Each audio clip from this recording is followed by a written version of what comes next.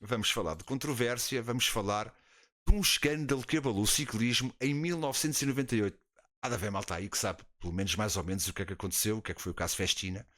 Basicamente, um, o caso Festina é um caso que abala o Tour de France logo no início. Basicamente, aquilo dá-se da sexta para a sétima etapa. Pronto, digamos que o eliminar da equipa. Era na altura a equipa top 1 mundial. Richard Virenque era o líder. Ia nesse ano para tentar ganhar o Tour. Ele tinha feito segundo lugar no ano anterior e terceiro há 2 anos, sendo que há 4 anos que era líder de montanha, portanto tinha ali. Só lhe faltava mesmo ganhar o Tour. E ele ia assumidamente com essa vontade. A equipa era brutal. Eu lembro-me do. Esse que era o Zul, Christophe Moreau. Um, um outro que foi o único que não assumiu o doping na altura com ele. Pá, como é que ele se chamava? Caraças, pá. Fónix. Era RV, eu não me lembro do primeiro nome dele. Era um corredor conhecido de clássicas, pá. Era um bom corredor de clássicas. Mas pronto, independentemente disso, era a equipa top 1 da época. Os franceses estavam malucos. Esse tour foi inclusivamente adiado numa semana porque estava a decorrer o Mundial em França. Portanto, havia ali um acumular de provas tramadas. Esse tour foi adiado em uma semana. E o que é que acontece? Essa prova começa em Dublin, portanto, fora de França. Uh, Carro caso na fronteira suíça. Se hoje não era para ser de bola o Carlos. Não, não, isso é de 15 em 15. Nós fizemos a semana passada, cadete, fizemos a semana passada. E então, voltando ao caso. O tour começa na Irlanda e o massagista da equipa é apanhado na fronteira franco-belga. O carro carregadinho de ampolas. Carregadinho de ampolas que ele, em primeira instância, assume serem para consumo próprio. É como aqueles gajos que são apanhados com 1 quilo de cocaína e também dizem que é para consumo. Mais ou menos a mesma coisa. Pronto, o gajo é apanhado com uma série de ampolas de EPO, de uma série de outras substâncias que já eram detectadas. O EPO na altura ainda não era detectado. Festina, claro, cadete. Sim, Bélgica. E entretanto, o escândalo rebenta. Na altura, atenção, que isto é chamado o caso Festina, mas a TVM nesse ano, em março, já tinha tido grandes problemas também, porque um carro deles tinha sido apanhado carregadinho também de ampolas. Houve ali outros casos naquela altura. A Française Dejot teve problemas, a TVM teve problemas, houve uma série de equipas logo que abandonaram o Tour. A Festina foi a primeira e foi obrigada a abandonar. Eu lembro-me que o Viranca ainda tentou, porque o Viranca era um dos que não tinha nenhum teste positivo. Eles eram 3 dos 9, na altura eram 9 corredores que iam para a corrida, e tentou ir para a corrida só com aqueles que não tinham estado positivo. Obviamente que a organização não permitiu. E a festa ainda ficou logo por ali. Depois houve uma debandada geral das equipas francesas. Houve duas greves, uma delas mais grave, e as equipas espanholas também acabaram por ir. Portanto, resumindo, aquilo tudo deu num final de prova com 90 e poucos corredores. Que foi ganha pelo Pantani. Na altura foi ganha pelo Pantani. Um Pantani que nem estava muito interessado a ir à prova porque havia ali a controvérsia que foi um tour que só teve 2 chegadas em alto, teve 3 contrarrelógios, e o Pantani disse sempre que isto está feito para o Ulrich fazer a dobradinha, e eu não vou. Depois acabou por ir e acabou por vencer. A Telecom não foi uma das equipas que abandonou. O Ulrich fez segundo lugar nesta prova, neste Tour de 98. Aquilo não era dele, nem sabia que tinha aquilo. Sim, ele se dopou foi sem querer. Lembro-me dessa cena. Ele se dopou foi sem querer. Tinha 2 gajos top na altura: Viranque, Zul, era o Zul, o Morro, e havia mais, mano. A equipa era top 1, pá. Na altura foi a TVM, pá. Ainda não havia Rabobank, era a TVM. Também também saiu, acabou por sair. Aquilo na altura, para vocês terem uma ideia, aquilo não foi considerado. O início da cena não foi por doping. Quando o massagista da Festina é apanhado, o que as autoridades alegam, e era aquilo em que se podiam agarrar em termos de lei francesa, era que aquilo era uma questão de contrabando. Porque não era permitido, penso que ainda hoje não é,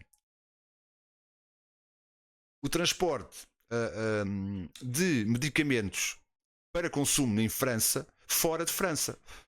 Portanto, as autoridades agarraram nessa lei francesa para, digamos que, criar aqui uma forma de criar aqui um caso, vá, digamos. Há quem diga também que foi um diretor desportivo de uma equipa adversária que quis, digamos que, estragar a vida à Festina, e isto acabou por rebentar para toda a gente. Basicamente foi um caso que abalou tudo quanto foi o ciclismo. Eu lembro-me perfeitamente desta volta à França, do começo desta volta à França. E foi uma volta à França que acabou perfeitamente morna. Foi uma prova que a certa altura eu pensei que não ia terminar. Foi uma coisa muito má e que causou um grande descrédito sobre a modalidade. Eu acho que para a malta do século XX, século XXI, porque ainda hoje bebemos disso, e não só por causa do Armstrong, muito por causa deste caso, o ciclismo entra num descrédito total e acabam por ficar na modalidade apenas os adeptos, os verdadeiros adeptos, porque aquela malta que ia vendo ficou com um descrédito tão grande que acabou por se desviar do ciclismo. Eu acho que foi isso que aconteceu. O ciclismo também ficou o patinho feio em relação ao doping desde aí. Se já havia uma aura muito grande a partir daí, quando se falava em doping, ciclismo, era isto que acontecia. O grande pirata foi contra. Sim, a questão foi contrabando. A ONCE, não se descobriu nada sobre a ONCE. A verdade é que o diretor desportivo da ONCE foi o primeiro a querer e a fazer força para que as equipas desistissem. Tanto que fez tanta força para isso que no ano seguinte não lhe foi permitida a entrada no Tour. A ele e a outras equipas, a TVM não entrou, a Festina não entrou, houve ali uma série de equipas que não foram no ano seguinte, muito por causa dos acontecimentos do ano anterior. E o caso Festina, assim, muito rapidamente explicado, há aqui muito, se quiséssemos aprofundar isto, havia aqui muito mais para contar. Eu tenho aqui um videozinho pequenino, são pouco menos de 9 minutos, só para complementar aqui isto. É no fundo um bocado falar daquilo que eu estou aqui um bocado a relatar. O que é que para mim este caso também fez? Fez com que, na minha opinião, este é um bocado na minha opinião, eu acho que isto não é uma opinião geral, eu nunca li isto em lado nenhum, é uma opinião minha. Fez com que o caso Armstrong fosse mais facilmente duvidoso. Isto porquê? Logo a seguir àquele ano de 98, não só pela vergonha, como todo o caso mediático em si, passou a haver a Agência Mundial Antidopagem, o controle do doping ficou muito mais cerrado, e ninguém poderia acreditar que logo no ano seguinte houvesse alguém que ousasse começar um novo programa de doping. A verdade é esta. E uma das razões pelas quais eu, e agora falo de mim, não acreditei até ao dia em que o Armstrong assumiu perante as câmaras de televisão, eu fiz, foi isto. Foi o caso Festina. Ou seja, foi uma coisa tão próxima, porque geralmente este tipo de coisas acontece por ciclos. E eu, quando falo de ciclos, volta a acontecer numa fase em que já passaram uns anos, aquele peso da situação já se desvaneceu no tempo, as próprias pessoas que entram no meandro desse jogo ou não viveram a cena ou quase que já se esqueceram dela e arriscam. Aqui não, pá. O Armstrong teve a ousadia de fazer o seu próprio plano de doping no ano seguinte, meu. E isto é que é uma cena maluca, pá. É uma cena doida para mim. Muito mais que fazer é ter tomates para correr o risco de fazer isto imediatamente ao ano seguinte ao maior escândalo de doping no ciclismo. E isso fez-me acreditar durante muito tempo: epá, não, o gajo não era capaz. Epá, não, pá, não, o ano a seguir foi o ano em que se começou a falar do ciclismo limpo. Epá, não, é impossível, não. Ele ninguém tinha coragem para fazer, repetir uma cena destas. O que é certo é que, pronto, enfim. Uh, enfim, seringas de ciclismo, não acredito. Olha, eu já falei sobre isto aqui. Eu prefiro ir não acreditando. Prefiro pensar que estamos na fase mais limpa do ciclismo. O que é certo, e a culpa é destes casos, nomeadamente destes dois, do caso Festina e do caso Armstrong, apesar de que foram muitos mais, o caso Fuentes, o caso Ferrari, enfim, há aqui uns quantos mais importantes também pesaram para isso, mas essencialmente eu acho que o caso Festina e o caso Armstrong fazem pensar principalmente a quem não está no ciclismo, quando há um poga, este gajo, quem está dentro tendem, epá, eu não quero acreditar nisto. E vamos vivendo a cena e vamos curtindo a cena. Quem está de fora e o ciclismo passa isolado e só vem ali meia dúzia de etapas do Tour e está bom. Isto é mais um que não sei o quê. É normal que vocês, provavelmente, os vossos amigos que não liguem muito ao ciclismo, ouçam isto. O que é certo é que isto é transversal a todas as modalidades. Não venhamos com. Eu acho que esta aura negra em cima do ciclismo até convém às outras modalidades. Mas enfim, isto era outra conversa que tínhamos aqui. Pois onde andava o lance nessa altura, enquanto uns tomam coisas, ele metia sangue. Não, ele em 98 estava a recuperar de uma colhoada. Basicamente ele estava a recuperar de uma colhoada. Ele tinha entrado em força, sido campeão do mundo em 95, penso eu, se não estou enganado. Depois deu-se-lhe a colhoada, né? O rapaz teve que tirar um. E ele entra em força em 99. Portanto, ele não estava a correr nesta altura. Se calhar já estava ali a combinar as coisas, não é? Se calhar olhou para o Virenque e pensou: já que não deu para ti, se calhar dá para mim. E pronto. Mas eu achei de muita coragem, a sério, de muito desplante. No ano seguinte a isto, e quem viveu isto na altura, se bem se lembra, isto foi uma cena altamente mediática e este tour esteve mesmo para não acabar. Isto foi uma altura feia, uma altura muito feia do ciclismo. Os anos antes já se sentia. Eu acho que quem mandava no ciclismo não queria assumir, mas anos de Bjarne Riese, anos mesmo do Ulrich, os anos do Indurain não pareceu tanto. Sou sincero, a mim não me pareceu tanto. É aí que eu começo a ver ciclismo. E o Indurain não me pareceu tanto. Carreiras, muito obrigado pela raidezinha, obrigado por trazeres a tua malta. Thank you. Bem-vindo. Como é que estamos? O Rasmussen, outro cromo, outro cromo. Já me estava a esquecer desse. O Poga tem um plano pior que o Lance. Pode ter a Operação Puerto. Tens o caso do Ferrari. O Fuentes é da Operação Puerto, não é? O Emiliano Fuentes é da Operação Puerto, cadete. Não me estou a confundir, pois não. Acho que não. A W52 foi um produto interno, man. A W52 ao lado disto foi. Estamos a falar de uma novela e de uma digamos que uma série portuguesa antiga de 4 episódios, não? Uma coisa não tem nada a ver com a outra. Qual é aquela cidade? Estamos a falar do caso Festina, 1998. E então, voltando à questão dos anteriores, eu acho que ainda assim, se meteu cenas, o Indurain para mim foi aquele que deu muito menos bandeira. Não. Há histórias que ele pode ter feito, pode não ter feito, mas não há nada que seja assumidamente negro para o queimar. Agora, a partir daí, até aqui, nestes 3, 4 anos, foi um ano fastidão. Foi pior e mais claro do que, por exemplo, no tempo do Armstrong. No tempo do Armstrong, nos anos em que o Armstrong correu, não me venham com merdas. A malta acreditou piamente que aquilo era verdadeiro. Não me banham com cenas. Toda a gente acreditou que aqueles 7 títulos foram verdadeiros, até porque se faziam N controles ao homem, nunca dava nada positivo. A malta, pá, se não fosse, eu sou sincero, eu falo por mim, se não fosse o homem a chegar ao programa da Oprah e a dizer eu fiz, eu não acreditava. E eu mesmo assim estava na guia, não, isto é montagem, isto está-me a doer tanto, está-me a doer tanto.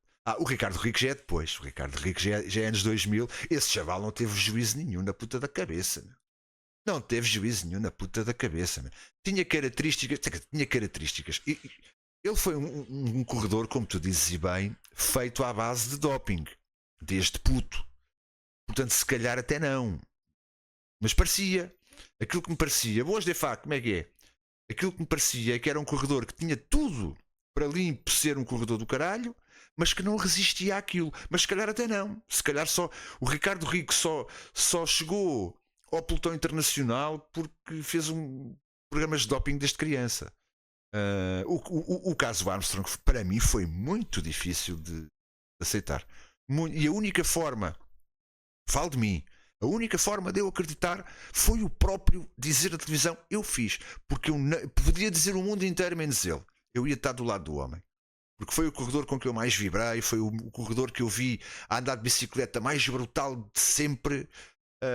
Eu não vi Merckx, portanto não vou aqui comparar com o Merckx porque eu não vi. O que vi foram documentários e pá, com coberturas complicadas em termos de visionamento da cena. Não dá para ter ali uma análise tão forte como de um gajo que eu vi correr em direto.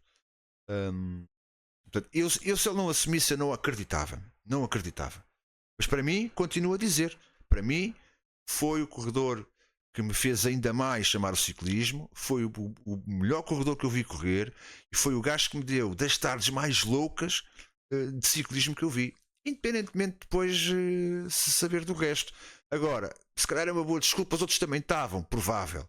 Há um gajo que eu acredito que não estava e eu ainda há bem pouco tempo estive a ler umas coisas sobre ele e é o único gajo daquela altura dos grandes, de todos os top 10, isto vocês calhar não sabem, de todos os top 10, entre 97 e 2005, desculpem, entre 95 e 2002, que ele terminou em 2002, foi o único top 10 do Tour que nunca teve problemas de doping. Chama-se Fernando Cartini. Já ouviram falar, com certeza. Foi o único que nunca teve problemas com doping. É relevante, é. E foi um corredor que, apesar de ter feito quase sempre tops 10 nas grandes voltas, participou. Eu sei que ele participou. Foram 7 ou 8 tours, só em 2 é que não fez top 10. Nas voltas que fez sempre top 10. No único giro que fez top 10. Desses top 10 fez segundos lugares, terceiros lugares, quintos lugares, portanto não foram só tops 10 propriamente ditos. Foi o corredor do caralho. Se calhar o maior injustiçado desta merda toda. Mas isto é agora a gente a falar, né? Enfim, voltando aqui às vossas mensagens, o Armstrong quase que chorei, confesso. Para mim era pá, gostou-me bué. Foi quem me fez apaixonar pelo ciclismo. Eu é um bocadinho atrás, mas é pá, encheu umas medidas. Já podemos dizer que vimos Poga e também cadete. E estamos numa fase brutal do ciclismo. Foi por causa dele e do Cândido Barbosa que comecei a vibrar com o ciclismo, diz o Jordísio. No dia em que o Rico foi detectado, esquece, ele fez um ataque incrível, os jornalistas estavam parvos e no dia a seguir o Rico teve 2 vezes brasas fortes. O Rico era uma cena também fedida, mas foi rápido. O Rico não deixou saudades, foi uma coisa muito fugaz. Olha, deixou-me mais saudades, por exemplo, o Ivan Basso. Dentro desta perspectiva, ainda assim o Ivan Basso deixou-me mais saudades. O Rico foi assim uma coisa muito trau. Malta, vamos pôr aqui o videozinho do escândalo Festina. São praticamente 9 minutos. Isto é rápido, já vamos para o save. Siga. El Tour de Francia de 1998 se presentaba como la gran reválida para el ciclismo francés. Un joven escalador, Richard, o maior deles todos, se postulaba como la... Tinha tudo para ganhar este Tour. Tinha tudo. Vem de um segundo lugar no ano anterior, terceiro há 2 anos, 4 vezes camisola das bolinhas nos anos anteriores. Só faltava aquilo e estava tudo preparado. Estava mesmo tudo preparado. Alternativa gala a uma carreira que não se quedava em casa. Chorou, man. Ele na conferência de imprensa a chorar. Não sei se já viram isso. Sin embargo, estábamos a las puertas del mayor Sim, escándalo. não estava aqui em causa sequer vitórias de Pantani. Isto era para ser um duelo Virenque com o Ulrich. O Ulrich estava gordo, man. Apareceu neste tour, pai, com 90 quilos. Un caso que cambiaría el mundo del ciclismo para siempre.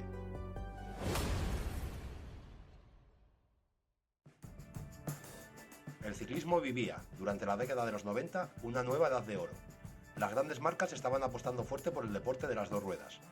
Tanto medios como salarios superaban de manera Grande carrera. de la década anterior. La tecnología, los métodos de preparación y la alimentación pasaron a ser aspectos claves dentro de la preparación del ciclista, y con ello llegaron los grandes médicos con sus... Grande Mapei, pá. Me passaram aqui agora duas das grandes equipas da época. A Mapei foi provavelmente a maior equipa de todas dos anos 90 e a Deutsche Telekom. nuevos y revolucionarios planes de entrenamiento, alimentación y suplementación. Mas a Festina Cadete prometeu não apoiar, mas ainda andou lá mais 3 anos. A verdade é esta.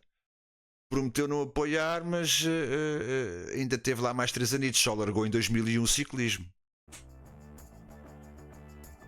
Sobre la carretera, Miguel Indurain había dominado la década con mano de... Agora, lembram-se quem era o líder? Agora lembrei-me desta. Quem era o líder da Banesco neste ano? Epá, eu não tenho aqui nada para vos poder dar um vale instant game, mas vocês também podem ir ao Google. Quem era o líder? Um grande corredor. Um grande corredor. Epá, foi um flop, coitado do homem. Foi um flop. Alguém se lembra quem é que era o líder desta equipa em 98? Banesco.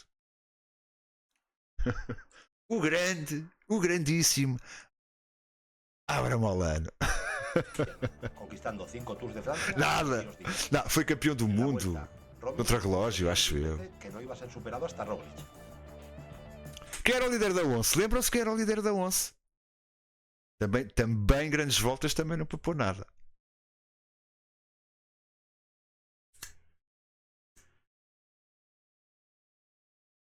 Se não me engano, há aqui alguém no chat que gosta muito dele. Acho eu, Jalabert, precisamente. Laurent Jalabert era o líder da Once neste ano. Boa, Dani. Buenas, Dani. Es la Once, é normal. Y todos aguantábamos la respiración. hasta Epá, el inicio de a Mapei teve a melhor equipa do mundo muitos anos, pá. Tifosi con un ciclismo de otra época.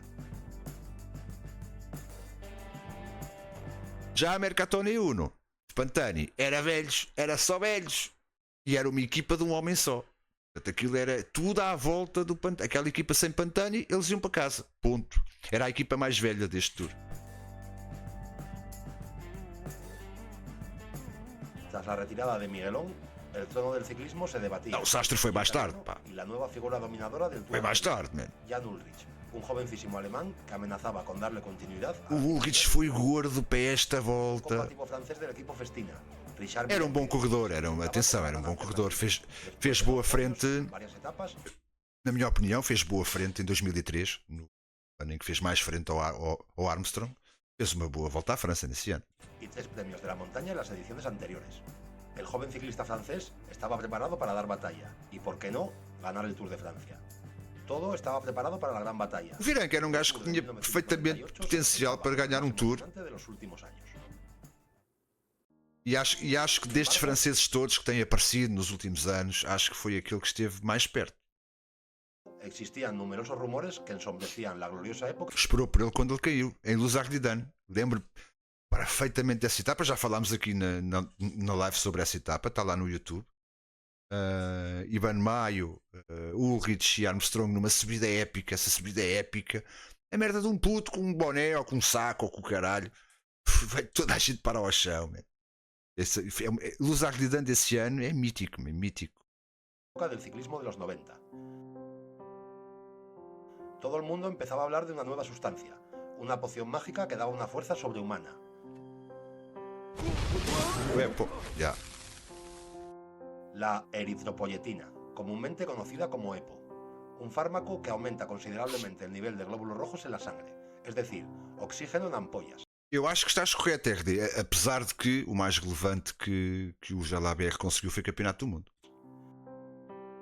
Y por supuesto su mayor ventaja, era indetectable en ese momento. Los rumores sobre la EPO eran incesantes, no obstante, dentro del gran pelotón... Esta Kelm já tinha o meu escartino, que era de... Aqui Nesta altura, 98, provavelmente o meu corredor preferido. Primaba la ley del silencio, pero a solo 3 días del inicio del Tour de Francia explotaba la bomba. Olha o gajo! Cipollini! É um touro este cabrão. O Sevilha ia ganhar uma data de campeonatos do mundo e era um corredor mediano. Julio de 1998. 3 días después debía comenzar el Tour de Francia en Irlanda, y un coche del poderoso equipo Festina llegaba a la frontera franco-belga con destino a Calais, conducido por el masajista Willy Boet y lleno de material del equipo para el inicio del Tour de Francia. Aunque en realidad ese coche esconde mucho más. La Fudeu. gendarmería da el alto a Boet llamándolo por el nombre. Lembro-me Malas também desta merda. Los foda-se. gendarmes van directos al maletero. Todo apunta a un chivatazo. Lo que encuentran en la parte de atrás del vehículo del Festina les deja boquiabiertos. São Nada podres, menos que vamos 200 embora. gramos de EPO, otras 100 de hormona de crecimiento y decenas de cajas de O Sevilha corria numa equipa qualquer marada de onde, pá? Tu tens razão. Era de onde? Meu? Eu ainda há pouco tempo estive a ver essa merda, meu. Era assim uma equipa marada, meu. Era Medellín. testosterona. Ainda corre, ia com caralho. Es esposado y la noticia hace temblar los cimientos del ciclismo. El caso Festina acababa de empezar. Isto hoje é, imaginem, a Emirates a passar por isto, meu. É tal e qual a mesma merda. 4 días más tarde, con el Tour de Francia ya iniciado, Boet se derrumba y admite que las sustancias que transportaba en su coche iban a ser usadas por el equipo Festina. É verdade. O Virenque só assume o doping em tribunal em 2000. Nunca assumiu a cena. Só em tribunal. Durante la disputa de la prueba. Una declaración que hacía incendiarse el pelotón, la Tío, gendarmería, las nalgas. los aficionados y el mundo del deporte en general. Comenzaba un circo de declaraciones, detenciones, registros y acusaciones propio de un cártel de la droga. El ciclismo pasaba a un segundo plano. Estábamos ante lo que podía ser el mayor escándalo de dopaje en el mundo del deporte. Bruno Roussel, director del equipo Festina, y Eric Raikaert, médico oficial, fueron detenidos el 15 de julio. 2 días después, con la carrera ya en el macizo central y tras declarar Roussel ante el Tribunal de Lille el uso de sustancias prohibidas en sus corredores, el director del Tour, Jean-Marie Leblanc, comunicó a los 9 corredores del equipo Festina que estaban expulsados del Tour de Francia. Richard Virenque, E o Virenque chorou. Logan Dufaux, Logan Brochard, Pascal Hervé, Neil Stephens, Christophe Moreau, Didier Rouge y Roland Mayer no podían continuar en carrera. Era um timaço, man. Todas las portadas de los periódicos franceses se mojaron con las lágrimas del ídolo local Richard Virenque. O único turco que participou nesta edição do Tour fez o mesmo ano. Fez no mesmo ano a grandíssima.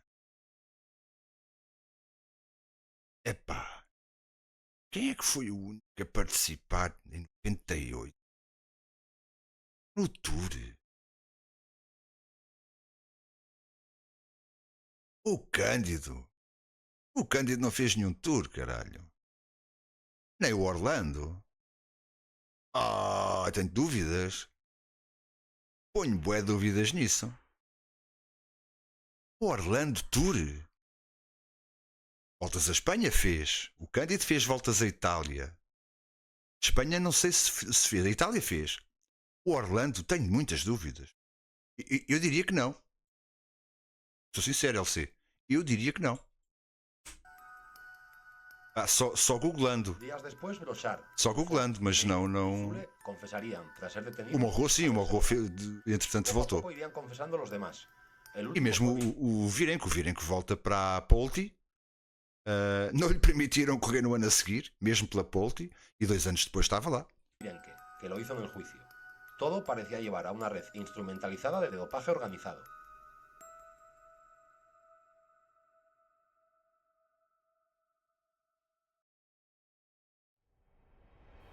El Festina Affair, lejos de terminar ahí, encendió la mecha. Las autoridades francesas se ensañaron en su lucha contra el dopaje y empezaron a presionar a los equipos de manera asfixiante. Los registros eran constantes. Los ciclistas, que llegaron a sentirse tratados como traficantes, se bajaron hasta 2 veces de la bicicleta en señal de protesta en la famosa etapa 17 entre Albertville y Aix-les-Bains, As greves. liderados por el vencedor de aquella edición, Marco Pantani. Sin embargo, mientras tanto, los casos de dopaje seguían saliendo a la luz. Los equipos españoles Banesto, Kelme, vitalicio, y 11, salpicado este último por su excorredor Alex Zule. Olha, não, eu diria que não. Eu diria que não. Não me recordo do Orlando em Tours. Los equipos italianos Riso Scotti y Saeco en señal de protesta. E pela Banesto, só pode. Nessa altura já estava na Banesto. Mientras, el líder de la montaña, Rodolfo Masi, era detenido tras un registro en el que encontraron todo tipo de sustancias en su habitación de hotel. Al equipo neerlandés TVM le requisaron un automóvil de asistencia lleno de anabólicos. TPM foi de saco. Solo quedaban 96 corredores en carrera, pero a esas alturas la carrera era lo de menos. Ante tal espectáculo bochornoso, eran muchas las voces que clamaban para parar la carrera, ya que el espectáculo... Eu sabia que eram mais de 90 que terminaram, mas não sabia que eram 96. A pesar de todo, el escaso pelotón llegó a París, coronando al nuevo campeón Marco Pantani en el tour más convulso de la historia. O Pantani acaba por ganhar o tour mais estranho da história. Una gran nube negra se cernía sobre el mundo del ciclismo, un deporte espectacular con millones de aficionados a lo largo de todo el globo, que se veía manchado por un escándalo de proporciones épicas del cual salía muy dañado, dando una imagen totalmente contraria a lo que deben ser los valores del deporte. La desafección era total. Un escándalo de tal magnitud iba a ser una mancha difícil de borrar. El caso Festina se demoró en los tribunales durante muchos años. Prácticamente la totalidad de los corredores del equipo Festina fueron sancionados y las reglas del ciclismo profesional cambiaron para siempre. El caso Festina fue un antes y un después dentro del mundo del ciclismo. La reacción de las autoridades fue inmediata. Se creó la AMA, Agencia Mundial Antidopaje, a la vez que la Unión Ciclista Internacional comenzó con un sistema de control para tapar a los tramposos. La EPO empezaría a ser detectable en el 2001. Só em 2001. Como el de Marco Pantani en el Giro del 99, o la Operación Puerto en el 4 2006, tours. seguirían escalizando al mundo del ciclismo. É, mas eu ando a dormir. Mientras exista el alto rendimiento y la competición, existirán ¿O qué? las trampas.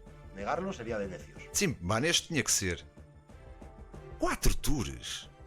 Mesmo a dormir. Sin Olha, embargo, não. tras el escándalo Festina, un rayo de Eu não me esperanza lembro de brilló en el nenhum, equipo que cadete. respiraba, con un larguísimo Não me camino lembro, por não me recorrer, lembro do un Também deporte estava Orlando. en el que solo palabras como épico, Coitado, ao menos eu estava Orlando por causa do Joaquim Gomes. Não tem El nada a ver Tour com o Orlando. 1999 se presentaba, en este sentido, como la gran oportunidad del ciclismo para mostrarse ante el mundo como una competición limpia, entre caballeros.